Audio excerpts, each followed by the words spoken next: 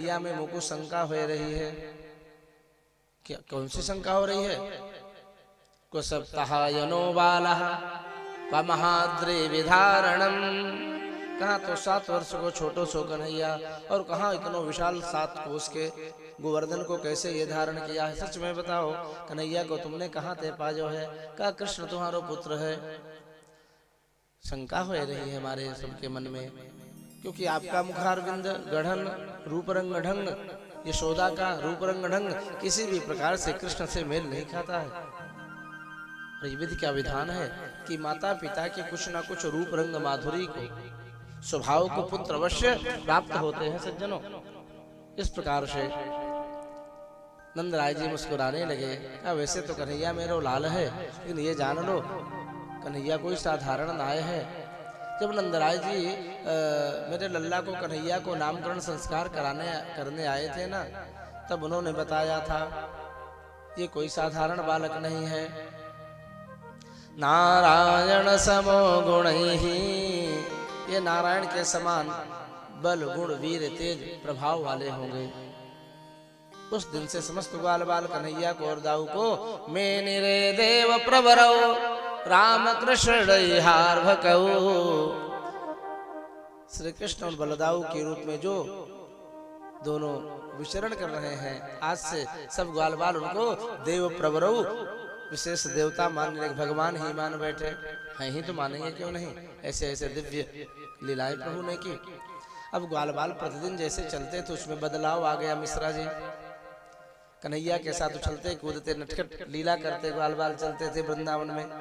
एक लीला आती है वर्णन, 2 पार्टी बनी थी गोपों की।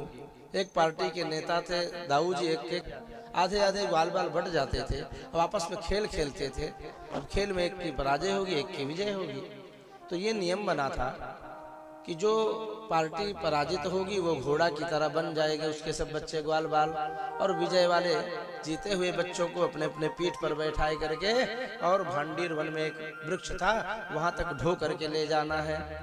वैसे तो प्रतिदिन कन्हैया की पार्टी जीत जाती है। दाऊ जी के पक्ष में सुदामा जी रहते थे, कन्हैया के पक्ष में नहीं थे पार्टी में। अब एक दिन की बात है कि सायंकाल की बेला में बलभद्र की पार्टी सुदामा वाली पार्टी जीत गई सज्जनों। गोधूली बेला आ गई थी, गौएं चर के तृप्त होकर रमाते उछलते कूदते बड़े वेग से नंदगांव की तरफ डहर गई, चल दी सज्जनों। उसी समय अंतिम खेल के समय सुदामा की पार्टी जीत गई। कन्हैया ने कहा देख भैया सुदामा, आज को पारी को दांव हम कल दे देंगे। सुदामा कहते ना कन्हैया हम तो दांव आज ही लेंगे, मान लो कल फिर हम जीत गए तो तू आना कहानी करेगो, तो बड़ो खोटो है चंचल है लाला, हम तो आज को दांव अभी लेके रहेंगे। ना भैया सब गाय डहर भई हैं, आज नहीं कल दे देंगे ना। सुदामा जी अकड़ गए, खड़े हो गए, और जब भगवान नहीं दांव दे रहे, घोड़ा नहीं बन रहे, लिखा है लंगी मार करके सुदामा जी ने पटक दिया कन्हैया को, और गिरे हुए श्याम सुंदर के पीठ पर सुदामा जी बैठ गए और कान पकड़ करके चल कन्हैया चल चल घोड़ा चल करते हुए लेके जाने लगे। इस छवि को सुखदेव जी ने श्लोक में कहा है, वाह कृष्णो भगवान श्रीदामानं पराजितः। वाह माने होता ढोना, मिश्रा जी वाह माने ढोना। वाह और विवाह शब्द जैसे है, विवाह में भी वी उपसर्ग है और वाह शब्द वैसे का वैसा है। वाह में भी उपसर्ग है, वाह शब्द वैसे का वैसा है। तो वाह माने ढोना, विशेष प्रकार से ढोने को वाह कहते हैं। जैसे विवाह, विवाह में क्या ढोना होता है भैया? अरे जब दूल्हे बन के दुल्हन को लेके आते हैं तो जीवन भर दुल्हन के भार को ढोना है। श्रीमती जी के बोलो राधे राधे। भाई विवाह के भार को, पत्नी के भार को, गृहस्थी के भार को ढोना ही विवाह कहते हैं। इस प्रकार से सज्जनों श्याम सुंदर के पीठ पर सुदामा जी बैठ गए, कान उमेट करके कन्हैया को जबरदस्ती चल घोड़ा कर रहे हैं। क्यों? क्योंकि पराजिता, वाह आज भगवान पराजित हो गए, हार गए हैं। जो अजित है, ध्यान देना, जो अजित है आज तक जिनको कोई कभी जीत ही नहीं पाया, तो जितने बड़े बड़े दुर्दांत दैत्य राक्षस ब्रह्मा जी से शिव जी से तपस्या करके कितने भी वरदान पाए हों, इन भगवान के द्वारा सब के सब मारे गए अंत में सज्जनों। भगवान को इसलिए अजित कहा जाता है। आज अजित ब्रह्म सुदामा के द्वारा पराजित हो गए हैं, इसलिए ढोए रहे हैं। वाह कृष्णो भगवान श्रीदामानं पराजितः वृषभो भद्रसेनस्तु प्रलम्बो रोहिणी सुतम। प्रलंबासुर भी बछड़ा बन के आया, गोप बन के आया था इसी प्रसंग में। दाऊ जी कृष्ण के पक्ष में था, अब कृष्ण का पक्ष हार गया तो कृष्ण भी घोड़ा बने, तो इधर प्रलंबासुर भी घोड़ा बना। दाऊ जी को उसने बैठाया अपने ऊपर। इसने सोचा कि कृष्ण को बाद में मारूं, पहले दाऊ को मारूं। एक भाई का वो टूट जाएगा कर्म तो मैं कृष्ण को आसानी से मार लूंगा।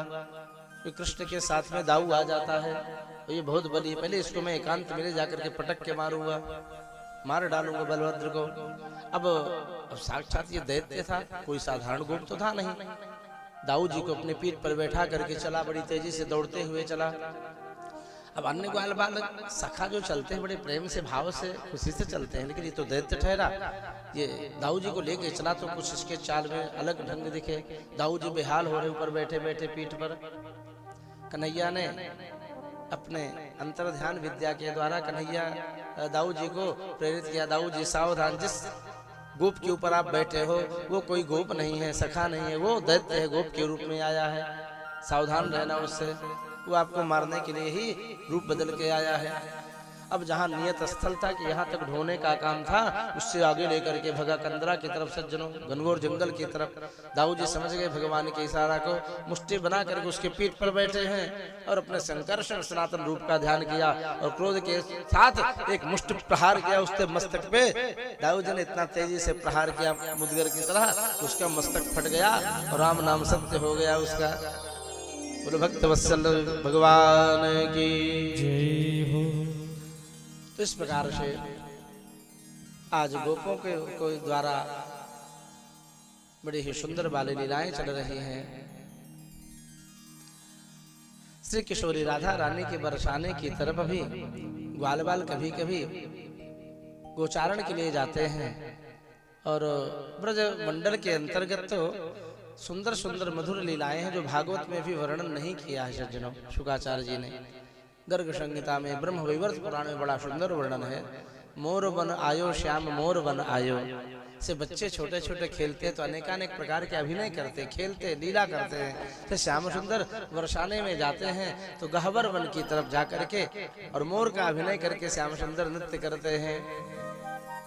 राधा रानी का दिव्य धाम है बरसाने सज्जनों, जहाँ पर दिव्य श्री कृष्ण भक्ति का रस बरसता हो उसे बरसाना कहते। बोलो राधे राधे। इस प्रकार से श्री किशोरी राधा रानी की कृपा के बिना श्री कृष्ण की प्राप्ति सर्वथा असंभव है। ये राधा है माँ, जगन माता है और माता परम दयामयी करुणामयी होती हैं। पुरुष तत्व थोड़ा कठोर होते हैं पांडे जी, पुरुष वर्ग थोड़ा कठोर होते हैं और माताएं सहृदया होती हैं, वात्सल्यमयी होती हैं।